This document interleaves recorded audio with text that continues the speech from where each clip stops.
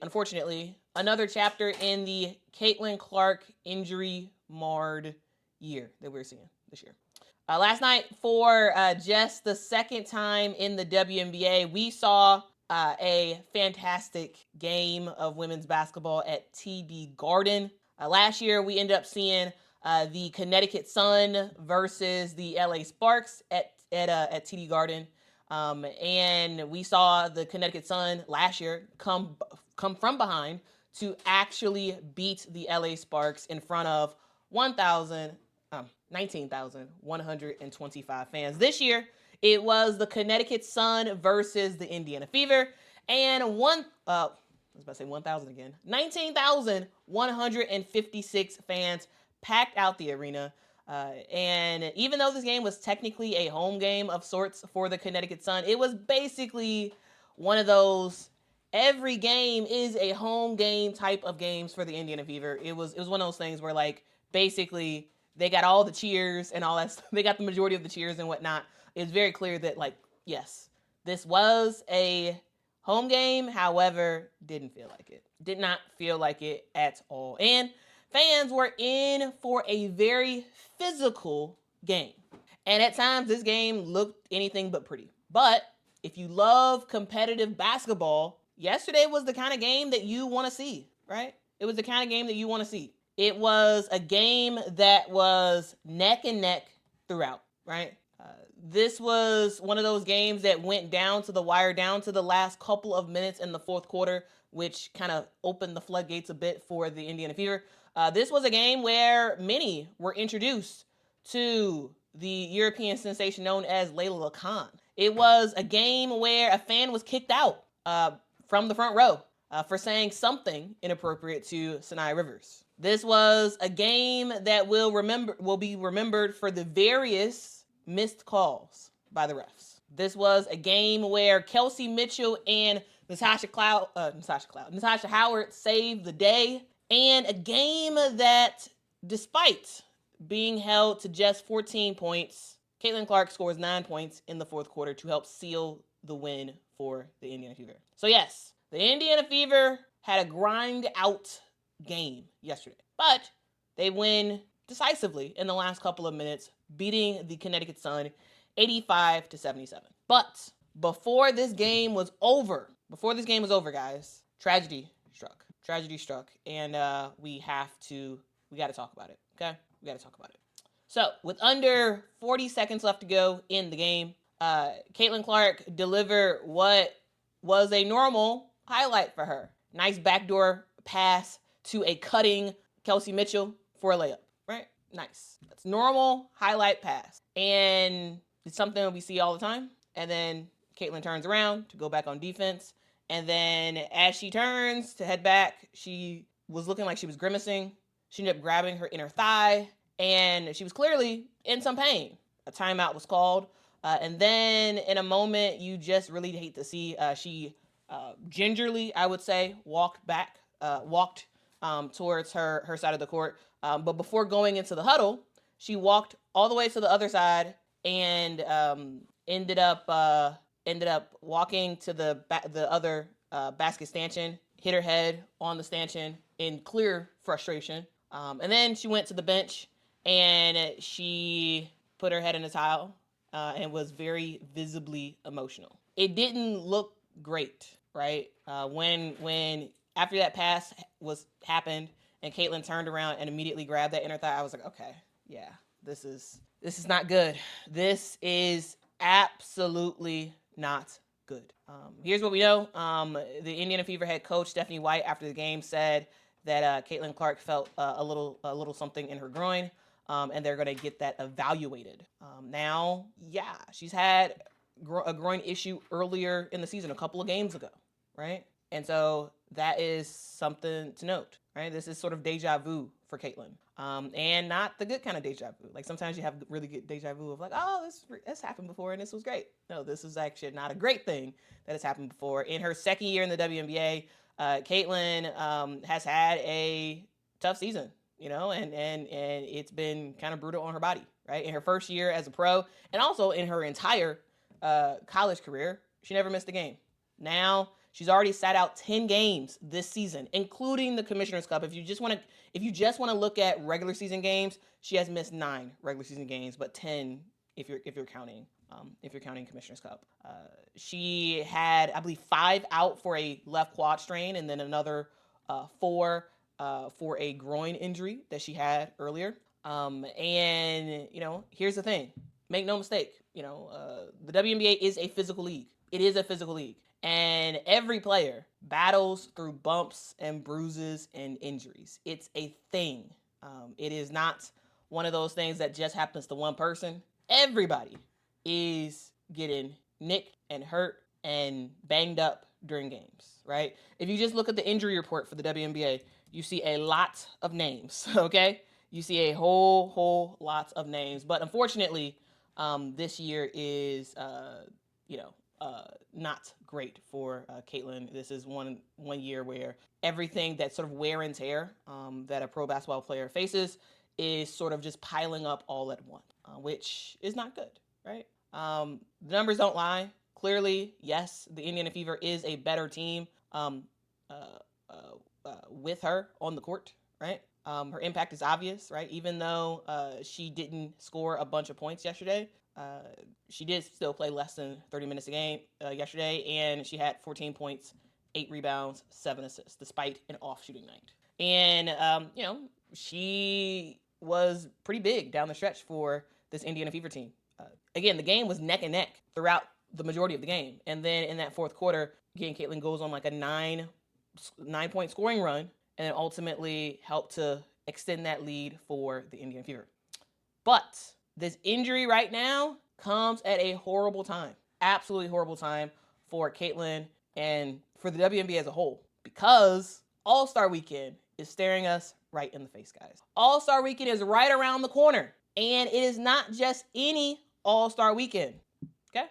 This All-Star Weekend is in Indiana, her home crowd. Caitlin Clark is one of the All-Star captains this year, her and Nafisa Collier. She's supposed to headline the game on Saturday and compete in the three-point contest on Friday. And frankly, it's kind of looking like that may or may not happen. The way that she grimaced, the way that she gingerly walked to the other side, it seemed like she understands the gravity of that slight injury tweak yesterday. And we have to wait a little bit of time until we find out specifically when, like, what's going on, right? She's going to get evaluated today. We're going to find out what's going on with her. It's very likely, it's almost a guarantee that she's not going to play in tonight's game. The Indiana Fever play, I believe, the New York Liberty today. She's definitely not playing in that one. But we have to wait and see about the rest of the weekend. Like, does she participate in the three-point contest? Does she participate in the actual All-Star game itself? Like, I'm very much curious to find out. And again, right now we don't know, but we will know. I would say in the next 36 hours. Okay, in the next 36 hours, we should know the status of Caitlin and what in the world is going on, and when and if she will actually be available to play for the WNBA All-Star Weekend. Okay, that's a thing that we are very, very curious about. Okay, all right.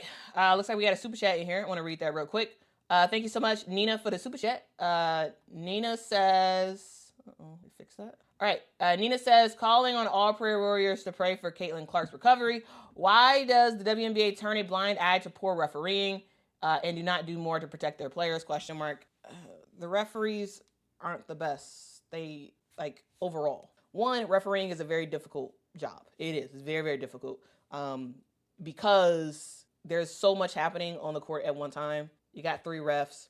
Each ref has a specific zone that they're supposed to be targeting, and sometimes stuff will be missed. At the same time, we have been complaining about the WNBA refs for years now. For years. This is not a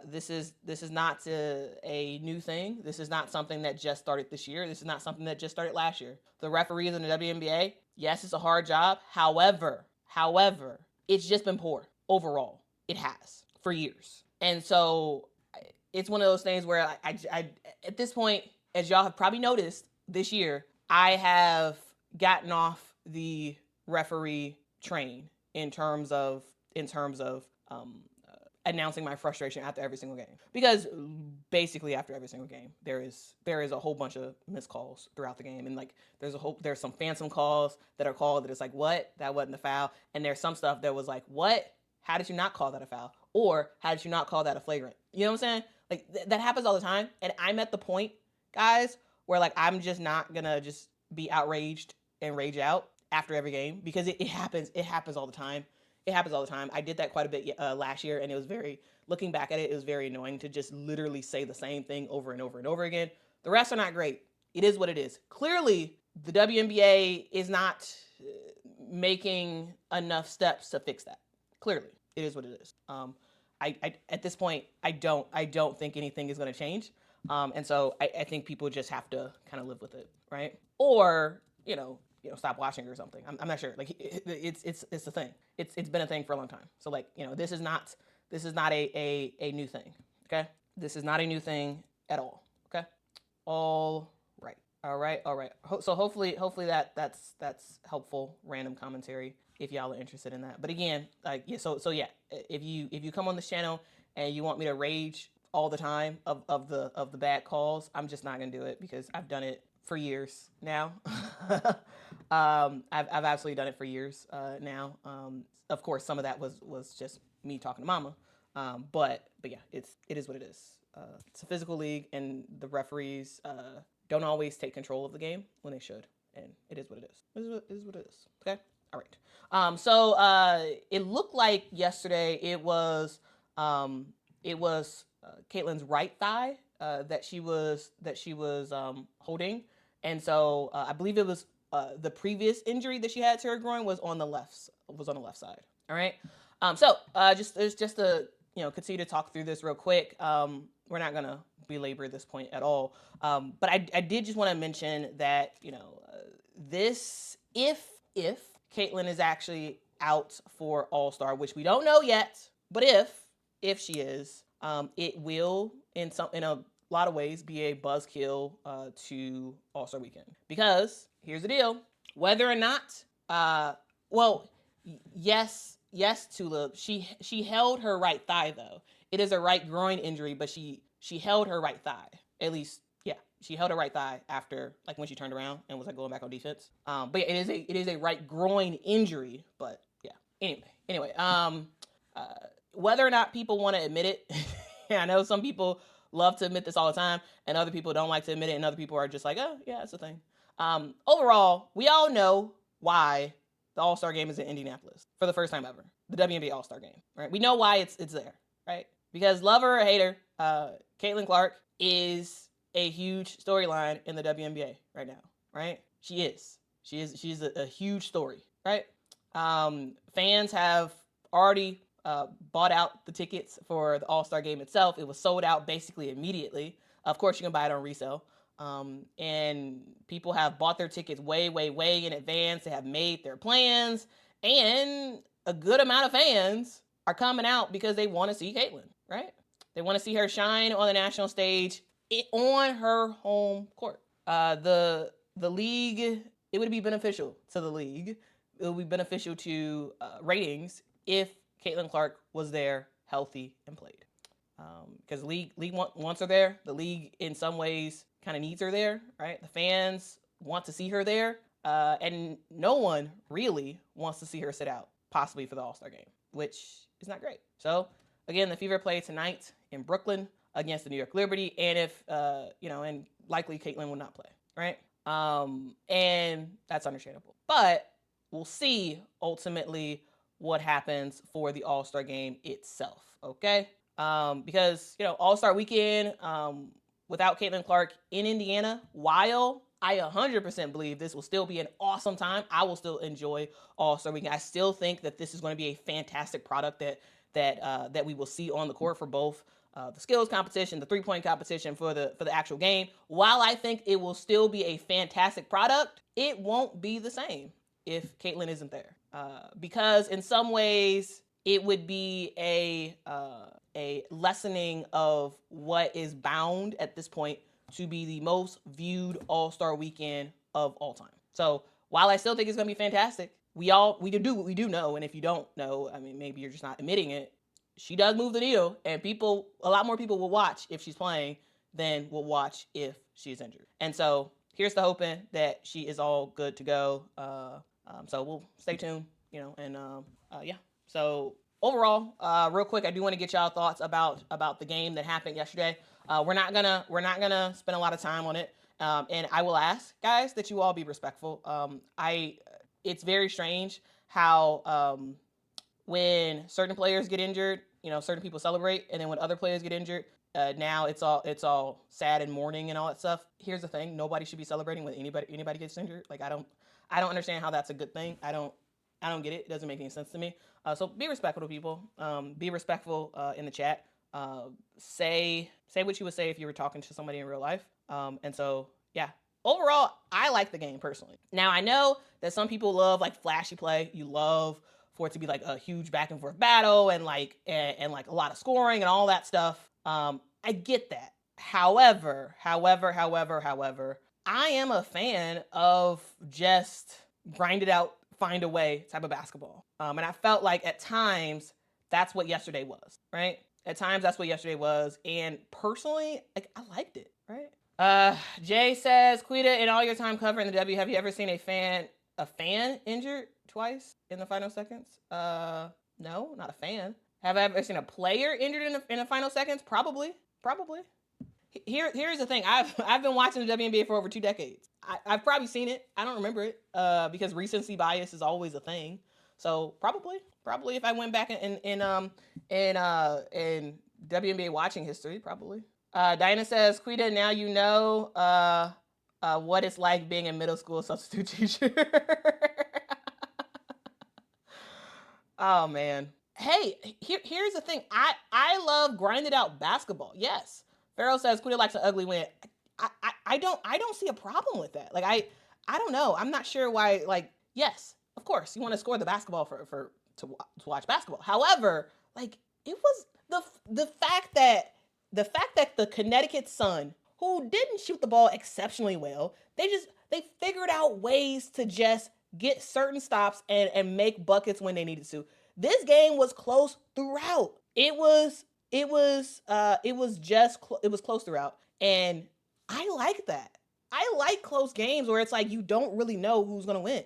I like it. Now some of y'all may not, but again, I just like hoops. I like hoops. I like to see competitive games where it's close. I don't want to see necessarily blowouts. I don't really want to see that like that. I don't. I want to see games where it's like between 2 to 6 points basically the entire game. I love to see that. I love it, right? I love it. And not everybody likes that, which I get, sure. But I do. Millionaire Ware says, me too, Quita. Well, okay, at least somebody else agrees with me. Somebody else agrees with me. I appreciate it. Purple says, competition shouldn't be easy. I like a grindy game. Facts. I completely agree.